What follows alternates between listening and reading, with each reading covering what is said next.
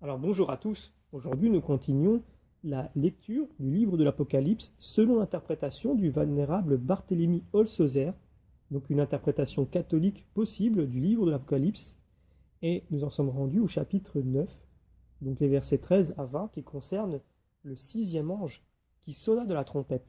Donc c'est le premier verset que nous allons lire, le verset 13. Et le sixième ange sonna de la trompette. Donc lors donc que le règne des Lombards et des Goths eût été détruit, et que l'hérésie d'Arius eût été reléguée en enfer, l'Église du Christ jouit d'un repos parfait, et n'eut aucune hérésie à déplorer depuis l'an 800 de l'ère chrétienne jusqu'à l'apparition du diacre Béranger dans les Gaules, l'an 1048, qui osa nier la présence réelle de Jésus-Christ dans la très sainte Eucharistie. L'an 1117, Durandus de Wandoc enseigna avec un autre sectaire dans l'Aragon que le mariage n'est qu'un concubinage déguisé. Mais ils furent brûlés l'un et l'autre, et par là on mit fin à cette hérésie naissante. C'est ainsi que furent supprimées dès leur origine toutes les hérésies qui parurent, de sorte que l'Église latine et l'Empire d'Occident n'eurent aucun malheur considérable à le déplorer jusqu'en 1517, où parut en Allemagne Martin Luther, qu'on peut considérer comme le prince des hérésiarques. Le saint prophète ne décrit pas tous les moindres maux qui arriveront dans l'Église, mais il se borne aux principaux, laissant de côté ces hérésiarques intermédiaires et de peu d'importance qui ne furent, comme nous l'avons dit, le prodome du grand malheur que nous allons décrire. Et voilà pourquoi il s'applique à dépeindre dans ce cinquième âge, et sous la figure du sixième ange sonnant de la trompette, le plus grand et le plus terrible des hérésiarques, avec tous ses caractères et avec toutes les conséquences de ses erreurs. Il suffit d'examiner le contexte, la nature et le caractère de cet hérésiarque et de ses erreurs pour être convaincu que c'est bien Martin Luther que saint Jean désigne à la lettre pour le sixième ange qui sonna de la trompette. Donc premièrement, comme Lucifer, le roi des ténèbres, trouva dans Luther un instrument utile pour l'exécution de ses plans, il le choisit pour chef dans la guerre d'extermination qu'il allait déclarer à l'Église latine. Lucifer donna à ce moine, pour le diriger, un docteur d'une malice et d'une astuce consommée, que saint Jean appelle avec raison l'ange de l'abîme, et le docteur de tous les hérésiarques, comme on l'a vu plus haut, et dont le nom en latin signifie exterminateur. Or, on sait que Luther se glorifiait souvent lui-même de ce nom, qui lui convient en effet. Et donc, deuxièmement, en conséquence, Martin Luther doit être considéré comme le plus mauvais et le plus dangereux de tous les hérésiarques, puisqu'il vomit contre l'Église latine des erreurs si perverses et si nombreuses qu'il n'y a pas un seul point de la foi ou de la morale que cet hérésiarque ou ses adeptes aient laissé intact. Il s'ensuivit une telle confusion dans les idées, et les esprits furent si divisés entre eux, qu'on peut considérer ce mal comme allant jusqu'à l'infini. Du moins, on ne trouvera pas une province, une ville, un hameau, une famille, que dis-je, pas même deux hommes de la même maison, qui pensent l'un comme l'autre et qui soient d'accord sur tous les points de leur croyance. Le principe fondamental de ce malheur a sa source dans la libre interprétation et dans l'examen particulier de la Sainte Écriture. Et c'est de ce principe que découlèrent une infinité de sectes diverses, dont les principaux et les premiers chefs furent Thomas Munzer, Jean Eucolampade, André Carlostad, Zwingli, Jean Galvin, Georges David, Christophe Chapeler, Philippe Mélenchon, Martin Bucer, Jean de Westphalie, Balthazar Paris-Montanus, Jean de Leyde, Jean Spongenberg, Michel Servet, Jean Braise, Théodore Bèze, Luc Sterenberg, qui furent déistes ou trinitaires, Louis Allemann, qui fut athée, etc. Voir le catalogue de Lindo, évêque de Ruremonde, sur Martin Luther et sur l'origine et la patrie de tous les hérésiarques de ce temps. Nous n'avons que trop appris à connaître, pour notre malheur, le caractère particulier de cette hérésie qui est d'exciter à la guerre et à la sédition, comme Luther lui-même prenait plaisir à publier dans ses discours et dans ses écrits, et selon cette expression favorite de Zwingli, l'Évangile demande du sang. Cette doctrine séditieuse et sanguinaire de Luther, proclamée hautement et répandue publiquement par des libellés et des prédications contre Dieu et les monarques, provoqua en effet une terrible effusion de sang.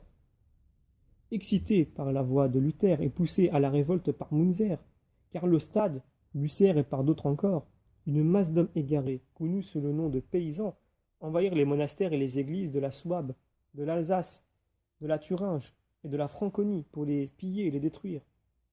Dans la seule Franconie, il y eut jusqu'à 300 cloîtres et 180 châteaux féodaux saccagés. Ces rebelles n'épargnèrent pas plus les personnes que les propriétés, et ils se livrèrent à de tels excès dans le massacre qu'ils faisaient des nobles qu'il en résulta une guerre ouverte, que ceux-ci entreprirent contre les paysans, et dans laquelle tombèrent plus de 130 000 de ces insensés. Combien de victimes durent payer de leur sang les fureurs de Zwingle dans la guerre civile, qui affligea si cruellement la Suisse? Vinrent ensuite les guerres de France et de la Belgique, qui durèrent depuis l'an 1595, puis la guerre de Smalcade, l'an 1547, la guerre de Livonie, le massacre de la Sainte-Barthélemy, ou la guerre civile excitée par Calvin, qu'on eût pris pour un dictateur. Enfin, la guerre des protestants proprement dite, ou de 30 ans, qui commença l'an 1618 et dura presque sans interruption jusqu'au déplorable traité de paix qui fut si funeste à la religion catholique, l'an 1650. Combien de milliers et même de millions de victimes tombèrent en Europe par le fer, par le feu et par la peste? Combien de milliers de catholiques perdirent la vie en Angleterre, surtout au temps d'Élisabeth, par la peine capitale et par d'autres supplices? L'esprit de cette hérésie fut si sanguinaire qu'il n'épargna pas même ses propres rois et ses propres princes. Nous en trouvons un horrible exemple donné tout récemment par les Écossais, qui trahirent et livrèrent leur souverain légitime, Charles Stuart, et par les Anglais, qui le firent décapiter par sentence publique, sans même l'avoir entendu. Quatrièmement, l'hérésie de Luther causa à l'Église et à l'Empire romain 3 grands et horribles maux qu'on pourrait comparer à 3 pestes. Le premier fut la confusion et l'obscurcissement des vérités de la foi, provenant d'erreurs opposées entre elles, et dont la variété étonne autant que le nombre. Le sens légitime de l'écriture fut presque entièrement corrompu par Luther et ses impies adeptes. Les versions de la Bible furent éditées en si grand nombre et si peu conformes les unes aux autres qu'on ne savait plus ce qu'on devait croire ou rejeter. Le second mal fut comme un grand incendie allumé dans les esprits des hommes qui arrivèrent à un tel degré d'irritation qu'on les vit s'insurger les uns contre les autres, les États contre les États, les royaumes contre les royaumes. Tant d'horribles et de si cruels massacres qui se succédaient les uns aux autres presque sans interruption, et pendant si longtemps, coûtèrent la vie à des centaines de milliers d'hommes. Telle fut la terrible conséquence de cette liberté, ou plutôt de cette licence qu'on prêchait au peuple pour le persuader que ni les hommes, ni même les anges n'avaient aucun droit de leur imposer des lois, qu'autant qu'ils voulaient bien les accepter. Le célibat était appelé une tyrannie. On livrait au mépris le pouvoir et la juridiction du souverain pontife, des évêques et des prélats de l'Église, et l'on violait tous les préceptes ecclésiastiques. On attribuait aux princes temporels le droit de s'emparer des biens, des principautés et des dignités de l'Église, ne réservant aux prêtres que le seul droit d'être entretenus. Les inférieurs se révoltaient contre leurs supérieurs et secouaient le joug du Seigneur. Les ecclésiastiques eux-mêmes se dépouillaient de leurs costumes pour se marier. Les princes et les nobles se mirent à haïr le souverain pontife, les évêques et les prêtres, dépouillèrent les évêchés, les prébendes, les bénéfices et les monastères, etc. Mais lorsque l'empereur voulut les en empêcher, ils prirent les armes et se révoltèrent contre lui. Que celui qui désire mieux connaître cette infâme tragédie lise l'histoire des faits qui se succédèrent depuis 1525 jusqu'à l'an 1650. Mais nous n'avons pas encore vu la fin de ces maux en Angleterre, en Écosse ou en Irlande, et l'Allemagne ne sera pas en paix pour longtemps. Or, quiconque examinera attentivement et sans passion la cause de ces malheurs sera forcé de l'attribuer uniquement à cette affreuse hérésie. Le troisième mal qu'elle produisit fut la corruption de toute morale et de toute discipline, tant ecclésiastique que civile. Car on sait qu'il n'y a pas un seul point de la morale et de tout ce qui a rapport aux bonnes mœurs que Luther n'ait empoisonné de son souffle pestilentiel. D'où l'on peut conclure que cet hérésiarque ne fit pas seulement une guerre spirituelle ou morale, mais qu'il attaqua et bouleversa même politiquement parlant presque tout l'Empire romain. Cinquièmement, le langage de Luther et de ses adeptes fut présomptueux, superbe et audacieux, à tel point qu'il n'épargna aucune chose, si sainte qu'elle fût, ni aucune vérité, même la plus ancienne et la mieux établie. Sa bouche, semblable à la gueule du lion, déchirait et dévorait tout. Il vomissait, pour ainsi dire, le sarcasme et le mépris, et la calomnie contre l'autorité du souverain pontife, et contre la science et la vertu des saints-pères, n'épargnant dans sa fureur ni les hommes, ni les anges, pas même la très sainte Trinité. Qu'on lise, pour s'en convaincre, ses écrits et surtout les discours publics qu'il prononça dans les assemblées de Worms, et en particulier celui de destructionner libre contre le roi d'Angleterre. Sixièmement, cette hérésie envahit en peu de temps non seulement toute l'Allemagne, à l'exception de la Bavière et du Tyrol, mais encore presque tous les peuples du Nord. Elle se répandit en France, en Belgique, en Hongrie et en Pologne. L'Angleterre, l'Écosse, le Danemark, la Suède et presque toutes les villes impériales se séparèrent de l'Église latine. Comme un torrent dévastateur, elle entraîna après elle les principes de l'Empire et prit un tel accroissement de force et d'expansion qu'elle se propagea en peu de temps, et s'étendit et continue de s'étendre sur terre et sur mer parce que sa doctrine flatte la puissance et l'avarice des princes et le goût dépravé d'une génération charnelle. Satan, ne pouvant rien par lui-même sur le monde, se servit de Luther par la permission divine, et celui-ci ne réussit que trop dans l'exécution de ses plans infernaux, parce que toute chair avait corrompu ses voies et que personne n'était plus content de vivre selon sa condition. Le peuple recherchait la licence, les princes et les nobles ambitionnaient les honneurs et les richesses, et le clergé, étant dégoûté du célibat, se livrait aux voluptés. Faut-il donc s'étonner que tous ces États acceptèrent avec tant d'empressement la doctrine flatteuse, mais perverse de Luther? C'est à cette génération pervertie que saint Paul adresse ces paroles si pleines de vérité, puisque nous lisons en 2 Timothée chapitre 4 verset 3 « Un jour viendra que les hommes ne supporteront plus la saine doctrine, et qu'ils multiplieront au gré de leurs désirs les maîtres qui flatteront leur orgueil, et ils fermeront l'oreille à la vérité et l'ouvriront à des fables. » Les assertions de Luther étaient si extravagantes que tout homme sensé doit être saisi d'étonnement de voir de si grands monarques en être épris. Mais hélas, ces princes multiplièrent au gré de leurs désirs de tels maîtres qui flattaient leur orgueil et leur convoitise, comme ils continuent encore de le faire. Et enfin, dernièrement, cette hérésie de Luther a distillé un poison plus funeste encore, dans le pseudo-politicisme et l'athéisme dont les principaux propagateurs furent Machiavel, Bodin et d'autres encore. En effet, leurs ouvrages sont en vénération chez les princes, chez les nobles et parmi beaucoup d'hommes illustres qui se glorifient cependant être catholiques. Et ce nouveau poison déguisé sous des apparences flatteuses pour les sens infecte et envenime dans les esprits tout ce que les premières erreurs qui en sont les éléments y avaient laissé d'intact. Son essence pestilentielle s'est glissée jusque dans les conseils des princes, des États et des républiques qu'il inspire, qu'il gouverne et qu'il dirige. C'est par elle qu'on parle, qu'on sent, qu'on tolère, qu'on permet et qu'on agit tout au contraire de la vérité et de la justice. Et c'est là la queue et les dernières conséquences de ce dragon et de sa funeste doctrine. Car Machiavel et Bodin, et surtout les adeptes de Calvin, recueillirent cette essence de poison sur les plantes du champ de l'erreur et en firent un mélange avec l'esprit infernal, afin de produire sur les âmes l'effet que Luther lui-même n'avait pu obtenir. Ce fut en effet par l'infusion de cette essence dans les esprits et les cœurs que Lucifer parvint à empêcher la vraie réforme et la conversion du monde à la foi catholique. Par ce moyen, il rendit impossible la restitution des biens de l'Église. Il enseigna aux hommes à dissimuler la foi et imbiba de faux et abominables principes une grande partie de la noblesse. C'est par là qu'il rendit inutiles tous les efforts qu'on tenta par la discussion et même par la force des armes pour guérir l'Europe et particulièrement l'Allemagne. Tant il est vrai que la sagesse, ou plutôt l'astuce de ce monde, prévaut facilement sur les hommes. Lisons en Luc 16:8. Les enfants de ce siècle sont plus habiles dans la conduite de leurs affaires que les enfants de lumière.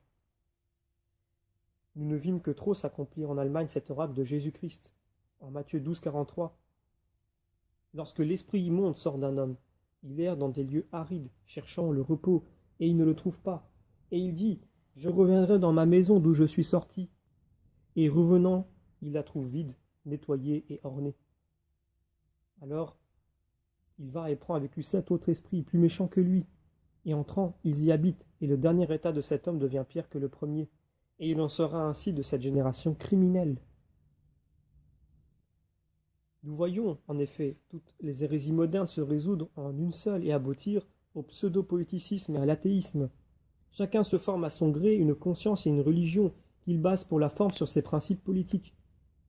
Qu'est-elle autre chose, la religion des pseudo-politiques et des athées, sinon une pure hypocrisie?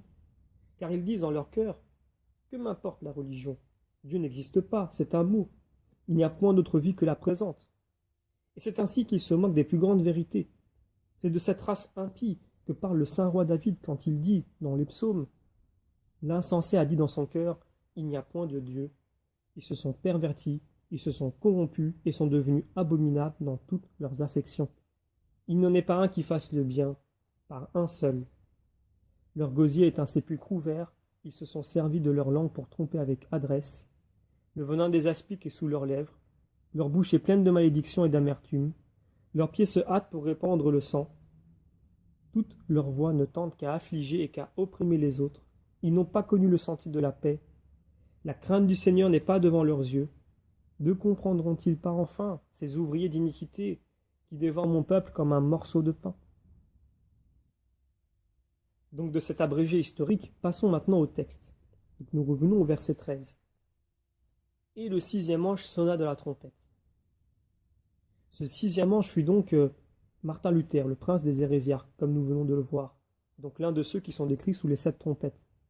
Il fit retentir la sienne en déclamant contre les indulgences et en disséminant ses horribles erreurs par ses discours, par ses écrits et par ses adeptes, presque par toute l'Europe.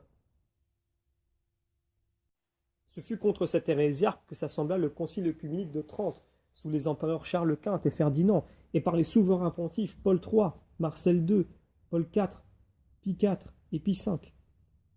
Luther fut condamné à l'unanimité comme hérétique, ses livres ayant déjà été condamnés à Rome le 7e jour des calendes de juillet l'an 1520, et lui-même ayant été excommunié auparavant par Léon X, le même pape qui concéda et fit publier les indulgences en Allemagne.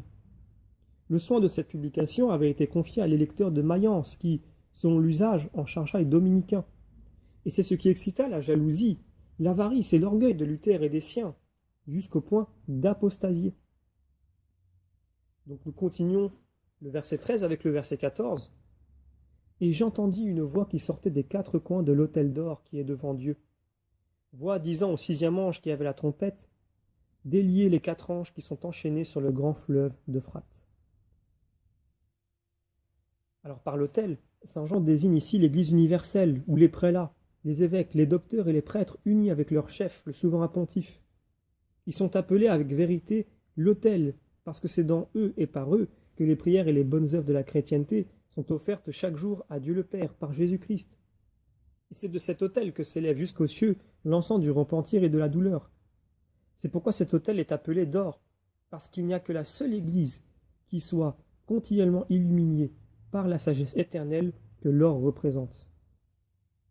Il est dit aussi que cet autel est devant Dieu, parce qu'en effet l'Église catholique est toujours présente aux yeux du Seigneur, qui la garde et la protège d'une manière toute particulière, et l'empêche de tomber dans quelque erreur que ce soit, d'être vaincue par aucun ennemi. Si ses membres se rendent coupables de quelque faute, il les châtie et les corrige comme un bon père, selon sa promesse contenue dans les Paralipomènes, à l'égard du temple de Salomon, qui était la figure de l'Église catholique. Mes yeux seront ouverts et mes oreilles attentives à la prière de celui qui m'invoquera en ce lieu, parce que j'ai choisi ce lieu et je l'ai sanctifié, afin que mon nom y soit à jamais, et que mes yeux et mon cœur y soient toujours attachés. Ainsi donc, une chose qui est devant Dieu signifie, selon l'Écriture, la garde, la sollicitude, le soin et l'amour paternel du Seigneur à son égard. Or, telle est l'Église de Jésus-Christ, qu'il s'est acquise par son précieux sang. Nous avons un exemple de cette sollicitude et de cette vigilance dans l'histoire naturelle des animaux. Qui n'a pas eu occasion d'admirer dans les femelles des oiseaux leur œil de vigilance et leur aile de protection pour leurs poussins? Cet autel dont parle saint Jean dans son texte avait 4 coins, pour signifier encore mieux l'Église, qui s'étend dans les 4 parties du monde, en Orient, en Occident, au Nord et au Midi.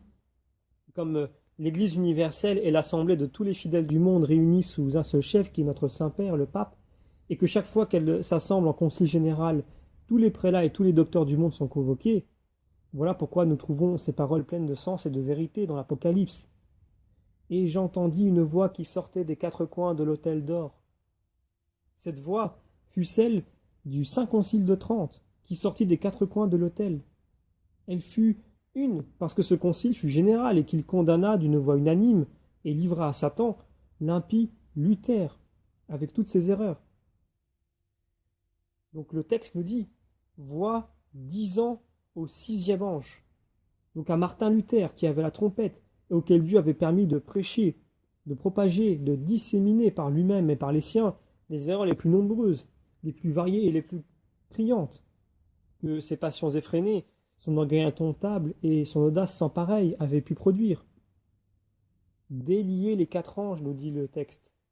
C'est une manière de parler pour provoquer quelqu'un au combat et lui déclarer la guerre, lorsque tous les autres moyens de pacification ont été épuisés pour vider une affaire urgente et nécessaire. C'est ainsi que procéda Jésus-Christ, lorsqu'il eut vu que le démon était entré dans le cœur de Judas, qui devait le trahir et le livrer aux Juifs. Il lui dit « Fais promptement ce que tu fais ».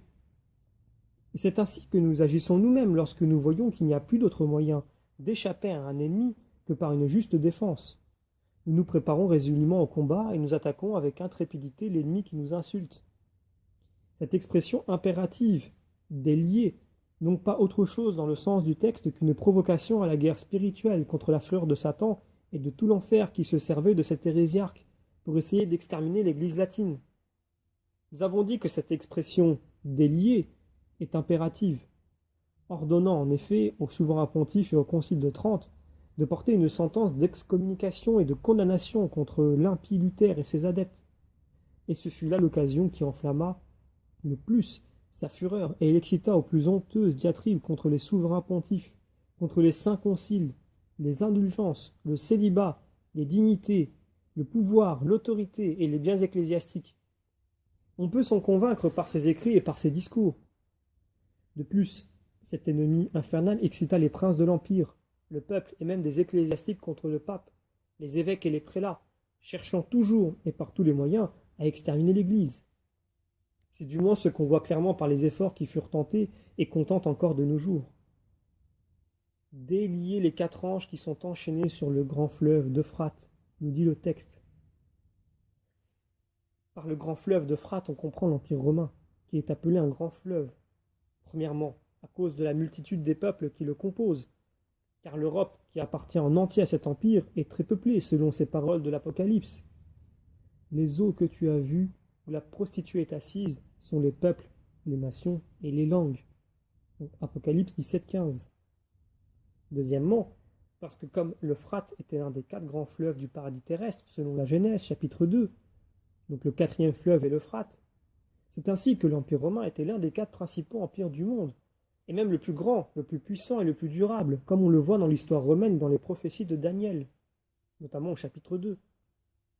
Quelle ne fut pas la puissance de cet empire qui fut comme de fer, et qui comme le fer brisa et dompta tous les rois de la terre et se les rendit tributaires, bien qu'à présent cet empire soit très restreint et si divisé, qu'on n'y voit qu'une confusion, ainsi que le même prophète l'avait prédit. Troisièmement, comme l'Euphrate est très grand vers sa source, mais qu'ensuite il se divise en divers fleuves et rivières, ainsi l'Empire romain fut d'abord immense, puis il diminua avec le temps et se divisa en divers royaumes et républiques, qui s'en séparèrent soit par des rébellions, soit par des défections à la foi catholique, soit enfin par quelque autre circonstance, de sorte qu'il n'en reste plus maintenant qu'une petite portion, pleine de troubles, comme nous l'avons dit. Le nombre de 4 est souvent employé pour exprimer la totalité d'une chose. C'est ainsi que nous voyons en saint Matthieu, chapitre 24, « Il enverra ses anges avec la trompette et un grand bruit, et ils rassembleront ses élus des 4 vents, c'est-à-dire tous les élus. » Or, c'est de la même manière qu'il faut comprendre par les 4 anges, dont saint Jean fait ici mention, l'universalité des méchants que Luther convoqua pour faire la guerre à l'Église de Dieu. Et ces méchants se divisent en 2 catégories. Premièrement, celle des ecclésiastiques, que cet hérésiarque recruta parmi les siens, et dans une infinité d'ordres religieux et séculiers, tels que Carlosdat, Munzer, Ocolampada, Zwingle, Calvin et un grand nombre d'autres. Deuxièmement, la seconde catégorie est formée des princes de l'Empire et des prétendus docteurs de la Réformation que Luther délia comme des bêtes féroces et lança contre les empereurs et les rois pour abattre les églises et les monastères et pour s'embarrer des biens ecclésiastiques et des évêchés. Il fit tout cela en haine, surtout du souverain pontife, des évêques et des prêtres, et par aversion pour l'Église et la foi catholique, que les saints pères, les docteurs et tous les saints, qui en ont toujours été l'ornement, avaient conservé pur et sans tache à travers tous les âges et toutes les difficultés des temps. Les plus pervers parmi ces princes impies et agresseurs furent l'électeur de Saxe, qui abolit les évêchés et tous les monastères de ses États, les électeurs de Brandebourg, de Heidelberg, de Brunswick, le landgrave de Hesse, les rois de Suède, de Danemark et d'Angleterre, et une infinité d'autres princes, ducs, marquis, comtes, palatins, barons et nobles. Tout le nord et même presque tout l'Empire romain à l'Orient, l'Occident et le Nord, furent déliés contre l'Église latine, au son de la trompette de ce sixième ange, parce qu'aucun d'entre eux ne pouvait supporter la saine doctrine du Saint Concile de Trente. Délier les 4 anges qui sont enchaînés, nous dit le texte, donc enchaînés par la puissance de l'Empire, car ces impies étaient contenus par la force et sous le joug de la puissance de Dieu que l'Empire romain représentait, et ils cherchaient à rompre leurs chaînes en hurlant comme des chiens enchaînés. En effet, dans ce temps-là, les princes de l'Empire, les rois et un grand nombre d'ecclésiastiques étaient semblables aux chiens en fureur et à l'étalon qui hennit, à cause de leur passion effrénée et de leur soif pour les richesses et les honneurs. Mais Dieu, dans sa puissance, les retint liés jusqu'à ce que la mesure des iniquités de l'Empire romain fût comble, et la vengeance divine permit que ces impies furent déliés par Luther pour châtier cet empire et son Église latine. C'est donc avec justesse que le texte dit « délier les 4 anges » pour indiquer la permission divine sans laquelle nos ennemis demeurent enchaînés et incapables de nuire. Il y avait longtemps que l'Allemagne et même l'Empire romain nourrissaient dans leur sein ce principe du mal, et ces affreux désastres auraient eu lieu plus tôt si Dieu ne les eût pas retardés pour attendre les pécheurs à la pénitence. Car tous les États et toutes les conditions avaient corrompu leur voix.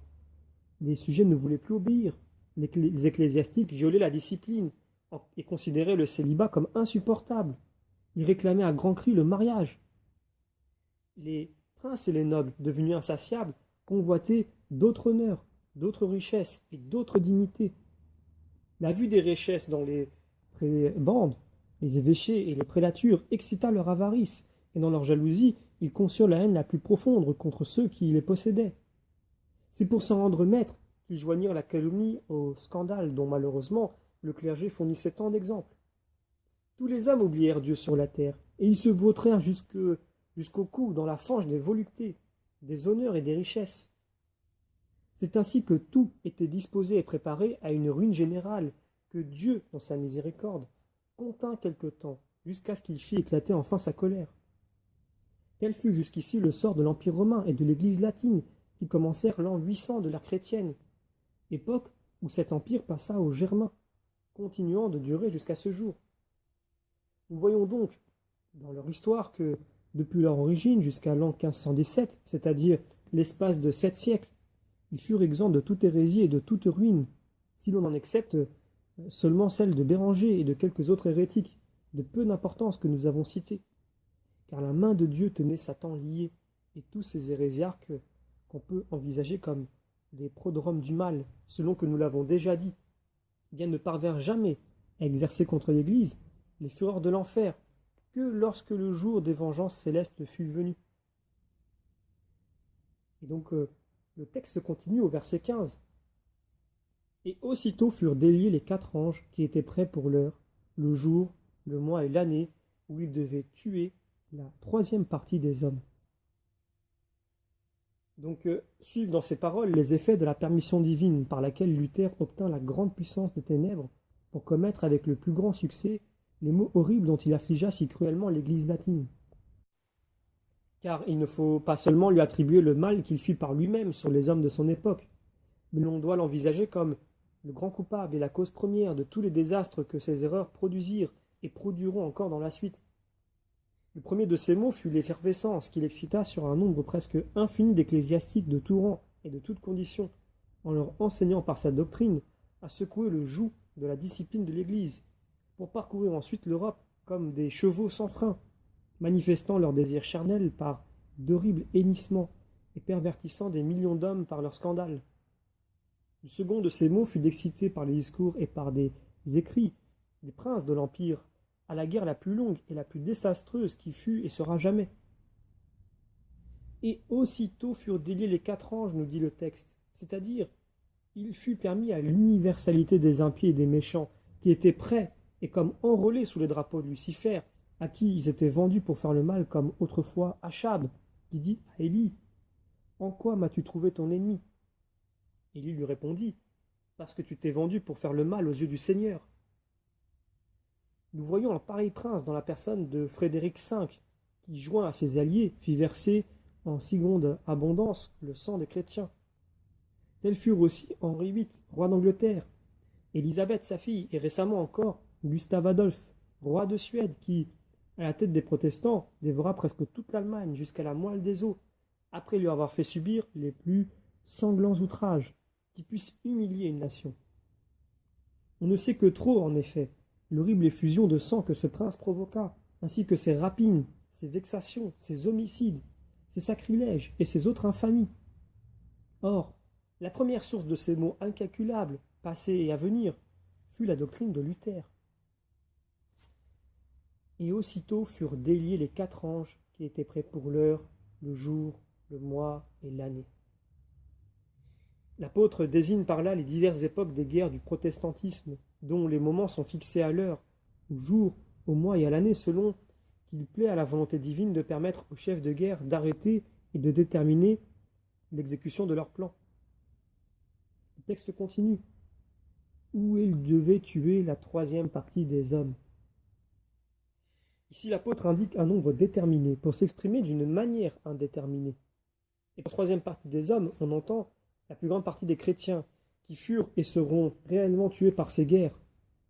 Par les hommes, on comprend indistinctement les bons et les mauvais, les catholiques et les impies que ces guerres devaient et doivent encore atteindre. Par l'heure, le jour, le mois et l'année sont spécialement désignés les principales époques des guerres du protestantisme. Ainsi, l'heure indique clairement la guerre des paysans qui dura peu de temps et dans laquelle cependant 130 000 hommes furent tués par la Ligue suédoise et par Antoine Lotharinge. L'heure désigne aussi les guerres civiles en Suisse, en France et en Belgique qui furent courtes mais cruelles. Le jour indique la guerre smalcadique qui fut plus longue que celle des paysans mais qui fut cependant abrégée par l'empereur Charles Quint, célébrée par ses éclatantes victoires sur les ennemis les plus redoutables. Le mois annonce la guerre violente, dite de 30 ans, qui dura depuis l'an 1619 jusqu'à 1649. Ces 30 ans sont en effet désignés par les 30 jours du mois, car l'on sait que chez les prophètes, un jour compte pour une année. Enfin, par l'année, l'apôtre nous fait entendre toutes les guerres et les séditions qui auront lieu en Europe, jusqu'à l'extinction de cette si cruelle hérésie. Nous continuons avec le verset 16. Et le nombre de cette armée de cavalerie était de 200 millions. Donc, par cette armée, Saint Jean désigne en général toutes les milices et toutes les troupes que l'Europe, dans une circonstance déterminée, a mises sur pied de guerre et qu'elle continuera de mettre par les 4 anges à cause de cette impie et sanguinaire hérésie. Et le nombre de ces milices surpassera tout ce qu'on pourrait croire et supposer relativement aux ressources de l'Europe. Et cependant, il semble que cette contrée devrait être déjà épuisée, si l'on considère toutes les batailles sanglantes dont elle fut déjà le théâtre pendant 125 ans. Car presque tous les royaumes, les principautés et les républiques furent ensanglantés par suite de ces erreurs, comme on le voit par ce qui précède. Or, si l'on additionne les chiffres de toutes ces troupes, on obtiendra un nombre incroyable, que Saint Jean indique lui-même par un chiffre prodigieux en ces termes. Et le nombre de cette armée de cavalerie était de 200 millions. Nous disons chiffre prodigieux, et le lecteur sera d'accord avec nous s'il considère le chiffre plus étonnant encore de l'infanterie que cette si nombreuse cavalerie suppose d'après l'art de la guerre. Aussi, le prophète ne s'exprime pas autrement, pour ne rien dire de superflu, tout comme il n'annonce qu'une seule armée, bien qu'il y en ait eu et qu'il y en aura un très grand nombre. Son but est de nous faire comprendre que toutes ces armées, si nombreuses et si variées qu'elles puissent être, ne forment cependant qu'une seule armée, moralement parlant, puisque tous doivent tendre au même but et servir la même cause, qui est de combattre pour ou contre les principes de Luther. Toutes ces troupes sont un instrument dans les mains de Dieu pour châtier ce siècle charnel par le massacre de la troisième partie des hommes. Le texte nous dit « Car j'entendis leur nombre ». Par ces mots, le prophète veut nous faire entendre que ce n'est pas au hasard ni sans dessein qu'il cite ce nombre déterminé, indiquant un autre nombre indéterminé. Mais il affirme lui-même que ce nombre de 200 millions, lui, a été indiqué et qu'il l'a ainsi entendu en esprit. Le verset 17 continue. « Et les chevaux me parurent ainsi dans la vision. » Le prophète passe maintenant de la description des mots physiques à la description des mots spirituels ou moraux de cette hérésie. D'abord, il décrit la manière dont il vit la nature et les propriétés de cette armée spirituelle. Il dit que les chevaux lui parurent ainsi dans la vision. Or, cette manière de voir est purement intellectuelle et convient parfaitement à son objet, qui est la guerre spirituelle, tout comme l'autre manière d'entendre, qui suppose une participation physique de l'ouïe, qui convenait au premier détail des mots matériels. Et les chevaux me parurent ainsi dans la vision, nous dit le texte. Donc par les chevaux, on comprend les mauvais prêtres et les impies qui, ayant secoué le joug de toute discipline et ayant abandonné le frein de leur passion, renoncèrent à la foi catholique et se mirent à courir comme des chevaux sauvages après Luther. Le nombre de ceux qui manifestaient leur passion effrénée par des sortes de hennissements après les voluptés de la chair était considérable comme celui d'une grande armée de cavalerie. Premièrement, de même que l'étalon mis en liberté dresse sa crinière, agite sa queue, écume, court, hennit après sa femelle et devient tellement indomptable qu'il ne se laisse prendre par personne. Ainsi ces hommes impies et sacrilèges qui n'avaient pas su se conserver eunuques par la crainte de Dieu, se croyant déliés par la doctrine de Luther, du frein de la discipline ecclésiastique, du célibat et de la morale, commencèrent à dresser la crinière de leur orgueil, à jeter leur écume contre l'Église de Dieu, à pervertir les hommes et à courir après toutes les voluptés de la chair. Ils ne se laissaient guider par personne afin de pouvoir satisfaire plus librement leurs passions, ne pensant pas qu'ils s'exposaient ainsi à être liés après leur mort dans la prison éternelle de l'enfer. On doit aussi comprendre littéralement par ces chevaux les prédicateurs sur les ministres de la Réforme qui ont vécu, qui vivent encore et qui vivront pour conserver et propager l'œuvre subversive de Luther. Or, ce sont là les maîtres dont parle saint Paul en 2 Timothée, chapitre 4, verset 3, et leur nombre forme une grande armée. Deuxièmement, les étalons en liberté foulent tout à leurs pieds, même ce qu'ils rencontrent de plus précieux, parce qu'ils sont privés de raison. Et c'est ainsi que Calvin, Zwingli, Oecolampade, Carlo Stade et une infinité d'autres, ayant à leur tête Luther, c'est-à-dire l'ange qui les délia, foulèrent tout à leurs pieds. Semblables à des chevaux échappés, ils couraient dans le jardin de l'église qui était en Europe, n'épargnant pas même les fleurs de ce jardin, c'est-à-dire les vierges qui avaient voué leur vie et leur sang à Jésus-Christ, pour conserver leur virginité. Ils osèrent les attaquer par leurs sollicitations impures, en disant qu'elles devaient abandonner leur état pour se marier.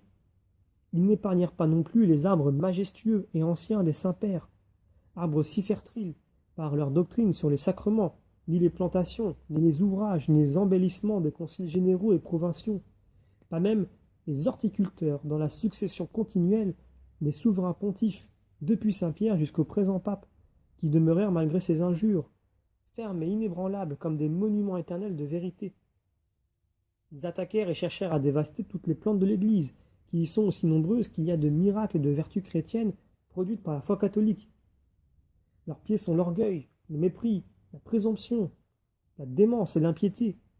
Et c'est avec ces pieds qu'ils éclaboussèrent ou attaquèrent le saint baptême, le Christ, la Sainte Vierge, la très sainte Trinité, les saints pères, la succession continuelle des apôtres, l'invocation des saints, le libre arbitre, ce grand don que Dieu fit à la nature. Enfin, tous les articles de foi et de morale, car rien ne fut à l'abri de leur injure. Je dis la vérité et ne mens point. Je souhaiterais que Jésus-Christ me rendît moi-même anathème pour mes frères, qui sont les Allemands, et pour tous les Européens qui sont aveuglés par ces chevaux émissaires, s'ils pouvaient, par ce moyen, ouvrir les yeux à la vérité, qui ne se trouve pas dans l'Église romaine, une, sainte, catholique et apostolique. Troisièmement, de même que les chevaux sont légers à la course, surtout s'ils sont bien montés, Ainsi, les chevaux émissaires de Luther portèrent d'une course rapide le poison de son erreur, qu'ils répandirent en un moment par toute l'Europe, étant montés par les démons qui sont leurs cavaliers, comme nous le verrons plus bas. Quatrièmement, les chevaux sont des animaux très robustes et très forts, qui, lorsqu'on leur a relâché une fois pour toutes la bride, peuvent causer de grands dommages dans un champ ou dans une plantation, et qui ne se laissent plus dompter facilement.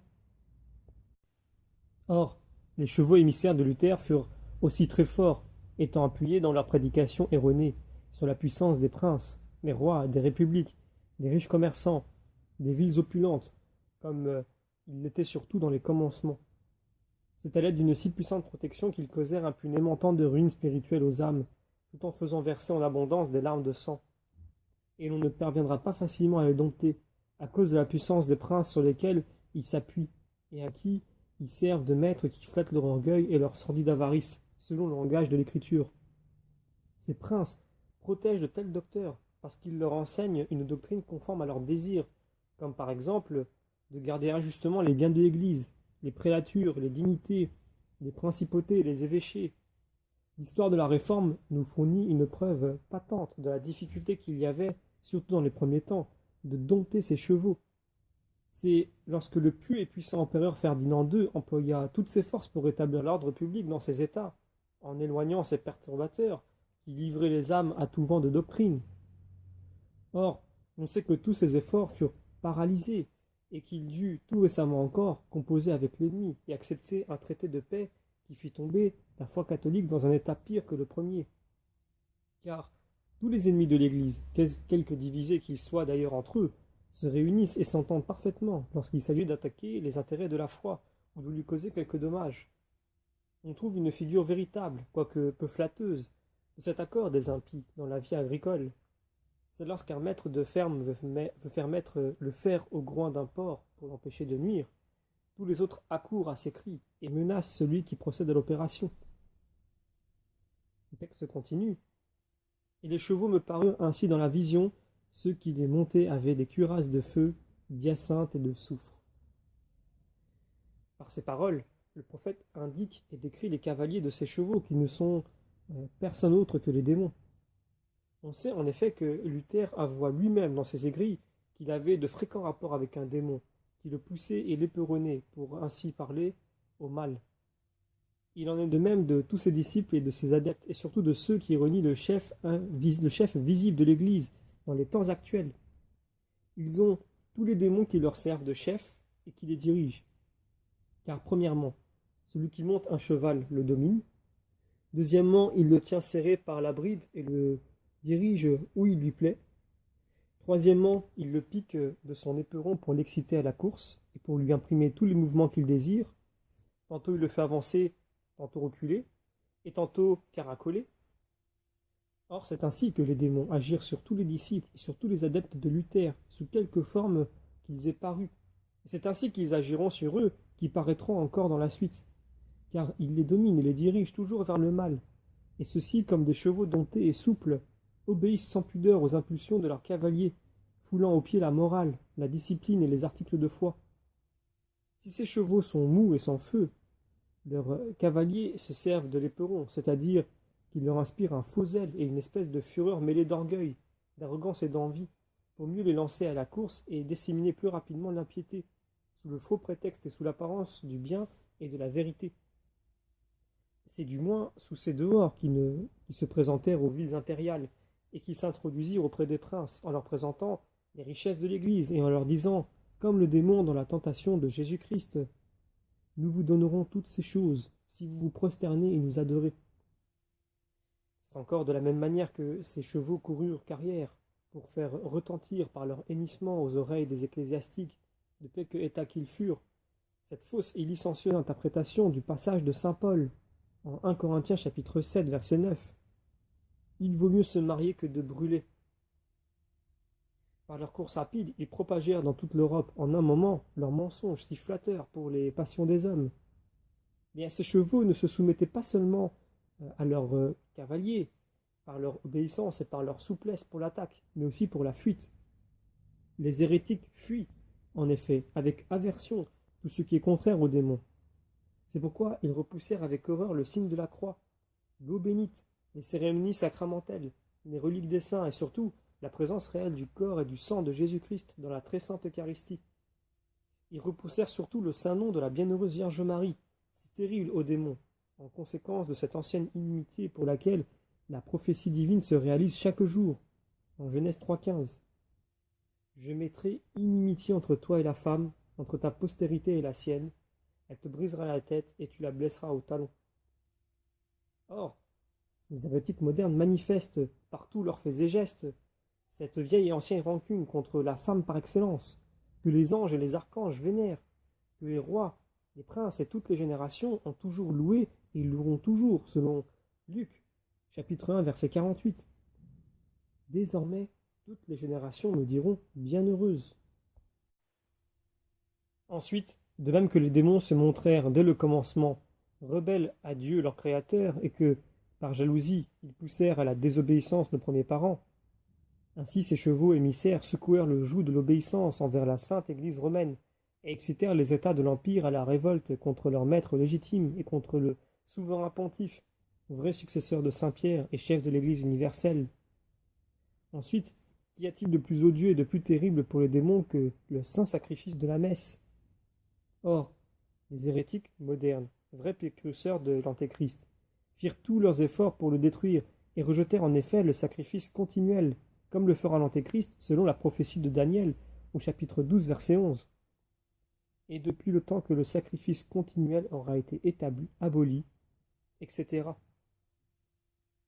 Les démons ne soupirent qu'après le sang des chrétiens et ne recherchent que les homicides, les discordes, les guerres, les séditions, etc.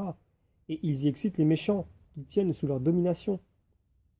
Or, n'est-ce pas là le vrai portrait de ces chevaux émissaires que la trompette du sixième ange anime sans cesse au carnage et à la dévastation, comme on l'a vu plus haut?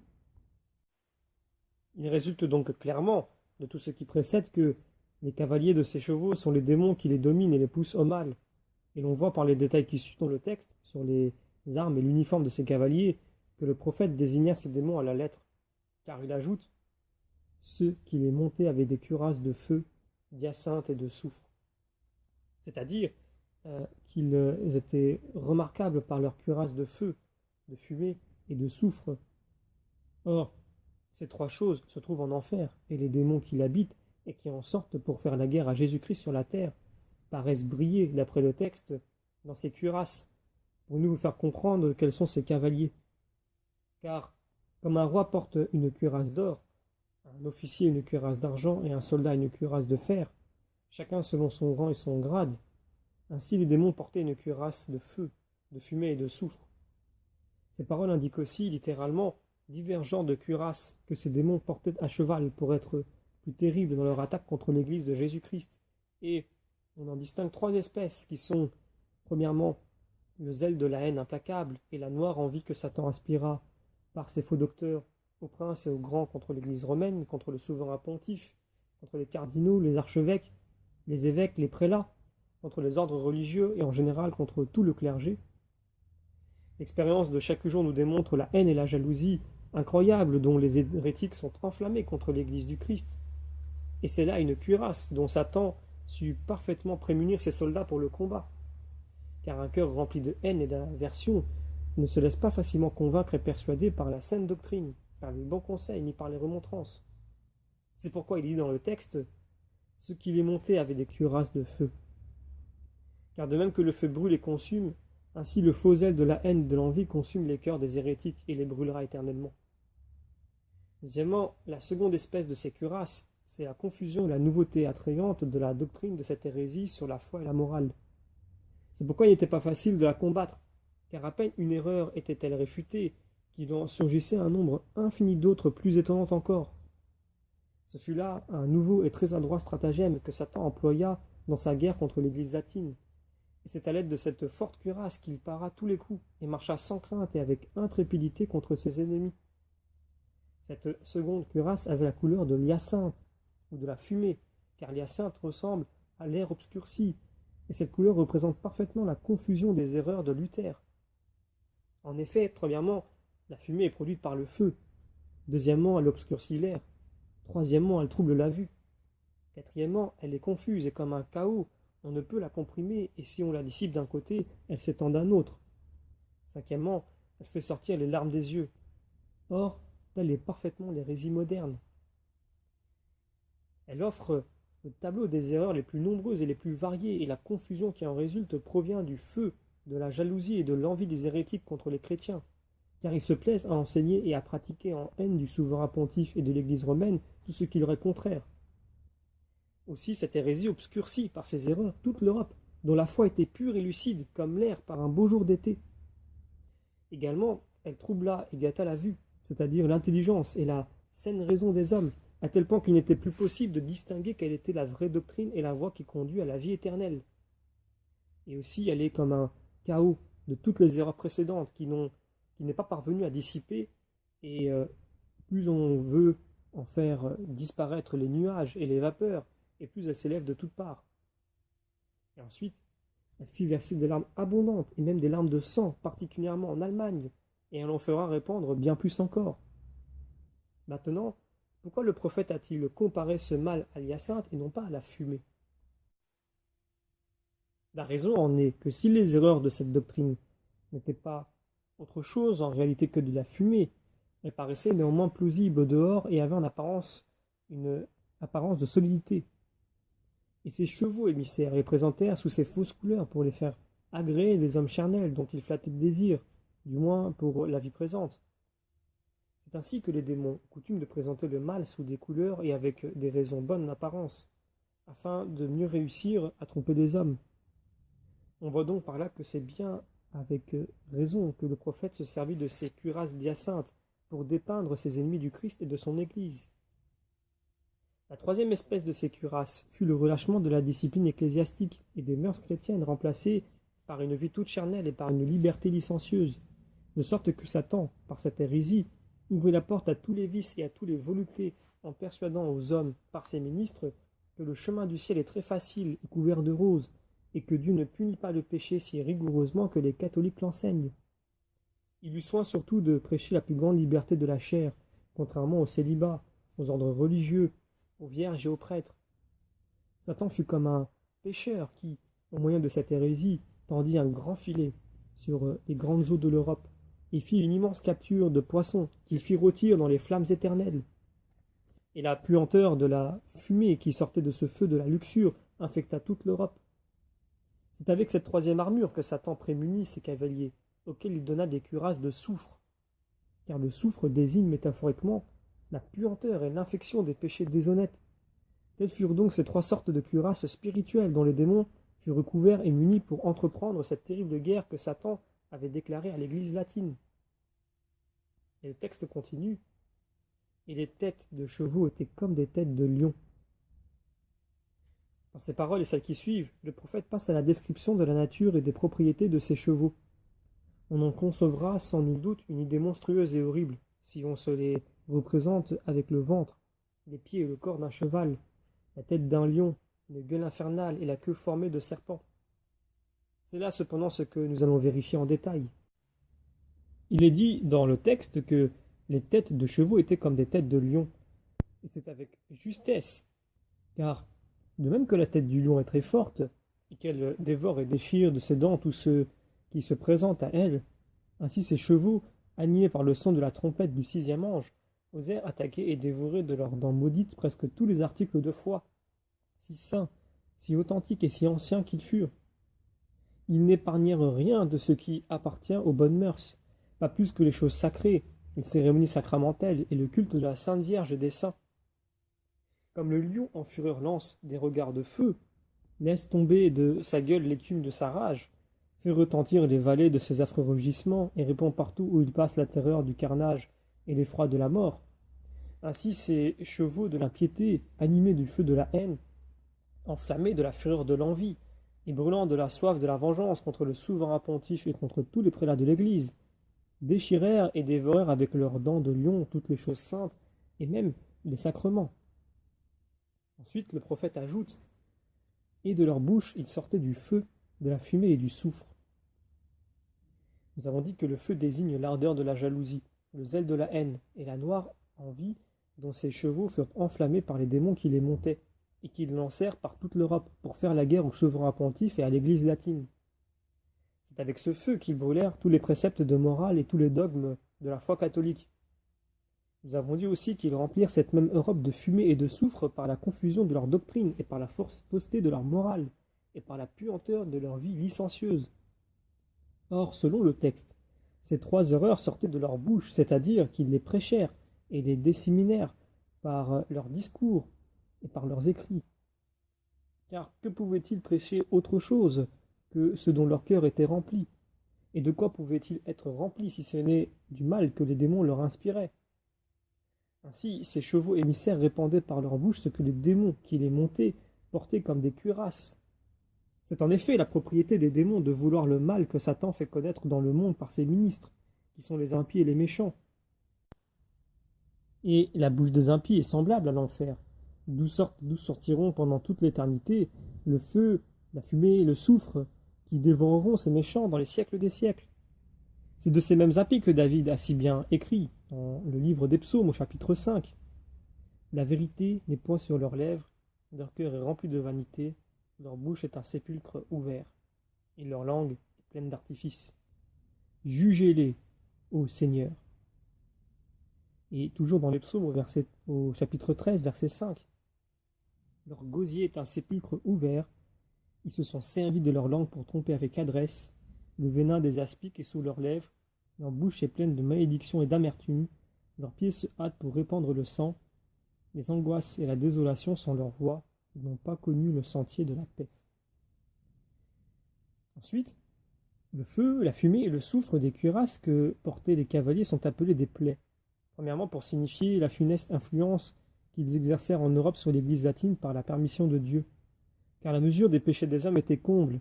Toute chair avait corrompu ses voies, et toute l'Europe s'était prostituée, loin de Dieu son Seigneur, à l'orgueil, à l'avarice, à la luxure, à toutes les voluptés de la chair et à la félicité de la vie présente.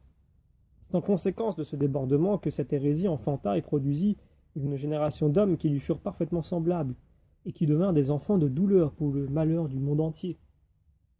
Ensuite, ces cuirassés sont appelés des plaies, parce que Dieu ne peut pas infliger une plus grande punition à un peuple ou à une nation qu'en permettant qu'elle abandonne la vraie foi pour tomber dans l'hérésie.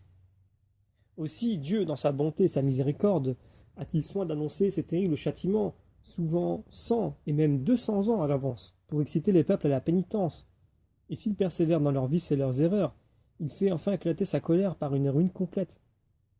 Car selon l'expression de l'apôtre en Hébreux chapitre 10, il est terrible de tomber entre les mains du Dieu vivant. Et voilà pourquoi le saint roi prophète nous avertit dans les psaumes. Maintenant, ô roi, ouvrez vos cœurs à l'intelligence, instruisez-vous, vous qui jugez la terre. Servez le Seigneur avec crainte et réjouissez-vous en lui avec tremblement. Embrassez droitement la discipline, de peur que le Seigneur ne s'irrite et que vous ne périssiez hors de la voie de la justice, lorsque dans peu de temps sa colère se sera embrasée. Ensuite, suit la grande dévastation causée par ces trois plaies. Donc que nous lisons au verset 18. Et par ces trois plaies, le feu, la fumée et le soufre qui sortaient de leur bouche, la troisième partie des hommes fut tuée. Donc, par la troisième partie des hommes, on comprend ici une partie considérable de la chrétienté qui abandonna la vraie foi et périt d'une mort spirituelle, soit par le feu de la jalousie, soit par le venin de la haine contre le souverain pontife et contre l'Église et ses ministres, que ces chevaux émissaires rendirent odieux, soit par la confusion de leur doctrine et la diversité de leurs erreurs, soit enfin par les attraits d'une vie voluptueuse et d'une liberté de conscience sans limite et sans frein. Aussi, le prophète indique ici littéralement que la troisième partie des hommes perdit la vie spirituelle à cause de cette hérésie, de la même manière qu'il avait dit plus haut, littéralement aussi, que la troisième partie des hommes fut physiquement tuée. Or, cette mort spirituelle d'un tiers de la chrétienté peut facilement se démontrer par la quantité de royaumes, de provinces ou de villes qui furent et sont encore infectés, ou totalement ou en partie, par cette abominable hérésie. Car si l'on compare la multitude des hérétiques qui sont dans le monde au nombre des catholiques restés fidèles, on comprendra facilement la grandeur du mal et la ruine considérable causée par cette hérésie qu'on doit déplorer avec des larmes de sang. Nous continuons avec le verset 19 qui nous dit « Car la puissance de ces chevaux est dans leur bouche et dans leur queue. » Donc, ces paroles indiquent la cause des maux que cette hérésie continuera de produire par les conséquences de ses principes, comme l'indique déjà la conjonction car qui est mise en tête. Premièrement, la puissance de ces chevaux est dans leur bouche, dont ils se servirent pour vomir la calomnie et le mensonge contre le souverain pontife, contre les prélats et en général contre toute l'Église, s'efforçant de les rendre odieux, surtout aux princes et à la noblesse, et en cherchant à persuader tout le monde qu'il ne convenait pas que les ecclésiastiques possédèrent plus longtemps des dignités, des principautés et des richesses, à cause de l'abus qu'ils en faisaient. Par leurs discours artificieux et par l'apparence de gravité et de raison qu'ils affectaient de se donner, ils trompèrent une multitude innombrable de personnes de l'un et de l'autre sexe, de tout état et de toute condition. Et c'est par de tels moyens qu'ils attirèrent tant de monde à leur secte, osant se vanter qu'ils étaient inspirés et envoyés de Dieu pour secouer le joug de la servitude du démon. Tel était leur langage contre l'Église catholique. Ils ouvrirent aussi leur bouche pour blasphémer et pour prêcher que l'usage des viandes dans les repas est permis tous les jours et qu'on n'est plus tenu à aucun précepte de l'Église. De plus, ils enseignèrent et publièrent par toute l'Europe qu'on ne doit pas obéir au pape et qu'il faut supprimer le célibat, etc. Et parce que leur doctrine si désastreuse pour l'Église fut généralement agréée par les rois, les princes, les nobles, les villes impériales et une grande partie des peuples, le prophète a raison de dire que la puissance de ces chevaux est dans leur bouche. Ensuite, il dit aussi que leur puissance est dans leur queue. On doit remarquer qu'il indique ces queues au pluriel, pour dire qu'il y en aurait plusieurs et de divers genres. La première de ces queues, c'est l'hypocrisie et l'adulation dont ils se servirent comme les animaux se servent de leur queue pour flatter les hommes. Et ces hérétiques s'en servirent pour couvrir la turpitude et dissiper la puanteur de leur doctrine, de leur vice. La seconde queue furent les princes, les villes impériales, les républiques et les gouvernements qu'ils entraînèrent à leur suite dans l'erreur et la perdition, en les persuadant qu'ils pouvaient, en toute sécurité de conscience, prendre ou retenir les biens de l'Église, les dignités, les principautés, les prébendes et les évêchés. Et ceux-là coururent après de tels maîtres qui savaient si bien flatter leur passion, comme des enfants courent après les noix. Faut-il donc s'étonner si, appuyés par de telles puissances, ces chevaux hennissant et agitant leurs crinières, osèrent et osent encore jeter leur écume avec tant d'impudence contre l'Église latine? Cette seconde queue leur servait aussi pour cacher leur turpitude et pour dissiper la puanteur de leur hérésie, en ce que les simples parmi le peuple, voyant les grands et les savants, les riches et les seigneurs, les princes et les gouvernements eux-mêmes agréés et protégés de telles doctrines, ne pouvaient guère faire autre chose que d'en prendre la tête. La troisième queue est le pseudo-politicisme et l'indifférentisme récemment introduit dans le monde par Machiavel, Baudin et par d'autres philosophes, ainsi que l'athéisme, qu'on peut considérer comme les dernières conséquences de tant de principes faux et contradictoires de cette doctrine, et par conséquent aussi comme la queue de ces chevaux, puisque la queue est adhérente au corps comme les conséquences d'un principe résultant du corps de la doctrine. Ils en sont la dernière raison, comme la queue est le dernier membre de l'animal. De même que la dernière solution du grand problème de la foi catholique, c'est Dieu. Ainsi, par opposition, la dernière conséquence de la doctrine de Luther, c'est la négation de Dieu. Et voilà pourquoi tant de princes et de gouvernants, finissant par se persuader des contradictions et des variations infinies des sectes modernes, et conservant d'ailleurs le premier levain de haine que le protestantisme inspira à un trop grand nombre d'entre eux, même parmi les catholiques, finirent par ne plus croire à d'autres vérités qu'à la religion et à la raison d'État. Et ils se contentèrent de conserver les cérémonies extérieures et apparentes pour mieux réussir à contenir leur peuple dans la soumission, et ils dirent avec les impies dans leur cœur, « Il n'y a point de Dieu ». Ensuite, le prophète décrit la nature et les propriétés de ces queues, et il se sert à dessein de la conjonction « parce que », pour bien faire comprendre à l'Église latine la cause de tant de ruines et de désolation. Parce que leurs queues ressemblent à des serpents et qu'elles ont des têtes dont elles blessent. Alors d'abord, les queues de ces chevaux sont assimilées à des serpents à cause des flatteries dont ils se servent. Car de même que le serpent séduisit par la flatterie nos premiers parents dans le paradis terrestre et leur fit manger le fruit défendu, ainsi les disciples de Luther séduisirent et continuent de séduire les peuples en les flattant dans leurs désirs et en leur persuadant de manger les viandes défendues et de se livrer sans crainte aux voluptés et à la licence. Ils emploient dans ce but des mensonges aussi flatteurs que spécieux, se servant même au besoin des textes de l'Écriture, dont ils faussent le sens en disant par exemple en Matthieu chapitre 15, ce n'est pas ce qui entre dans la bouche qui souille l'homme, et en 1 Corinthiens 7, il vaut mieux se marier que de brûler.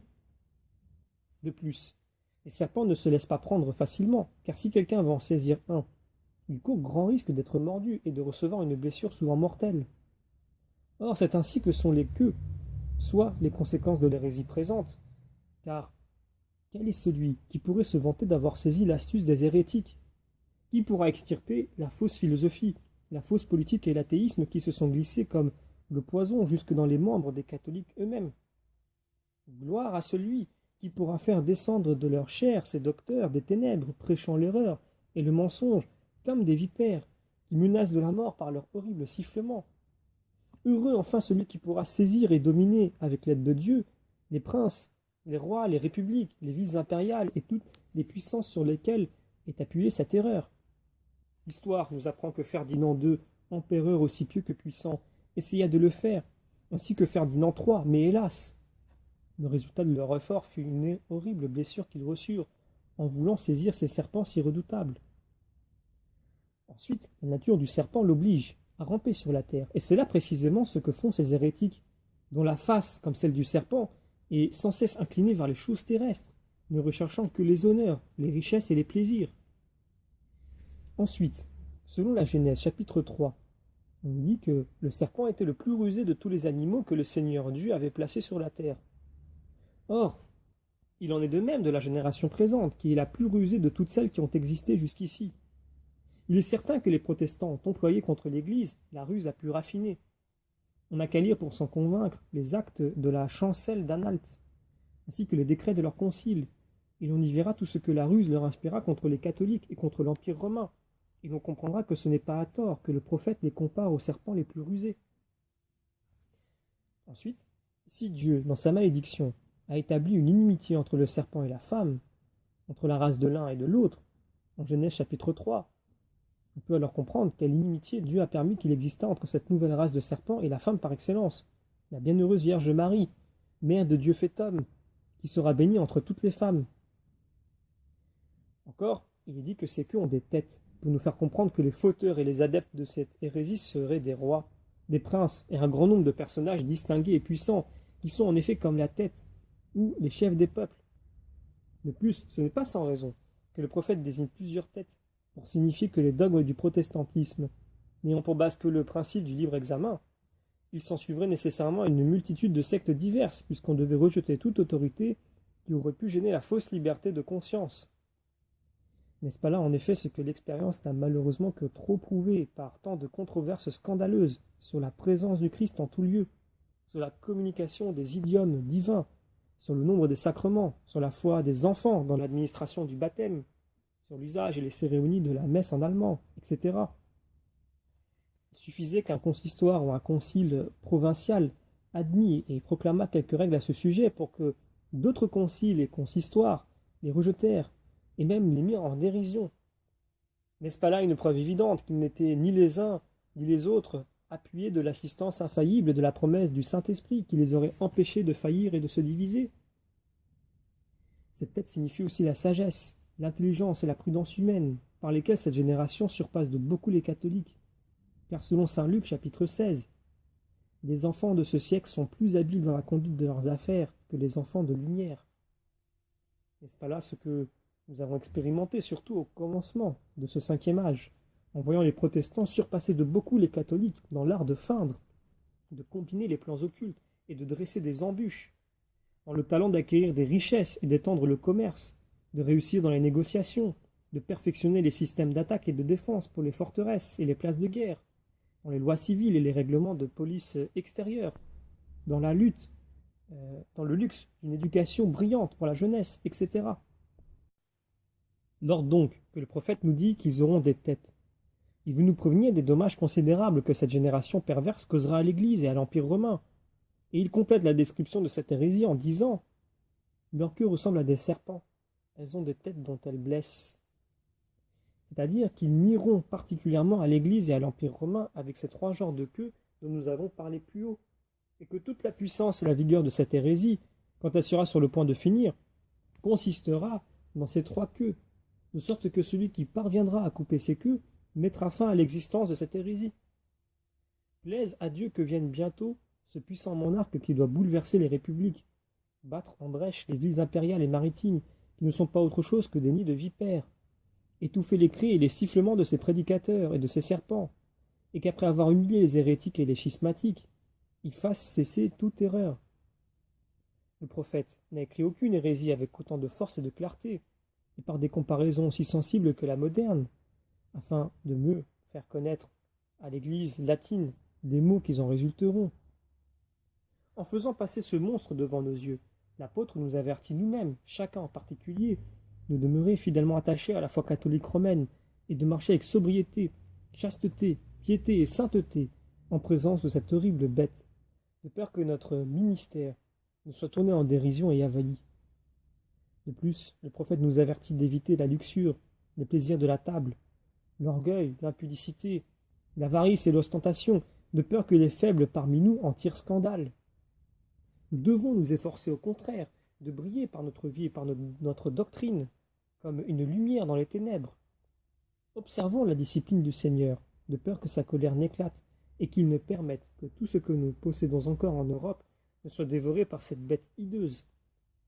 Lisez ce qui est écrit dans le petit livre qui traite des 7 animaux et de quelques autres secrets particuliers concernant l'Allemagne. Et donc, dans la prochaine vidéo, nous verrons le chapitre 9, versets 20 à 21, qui est un résumé des maux causés par les mauvais catholiques eux-mêmes.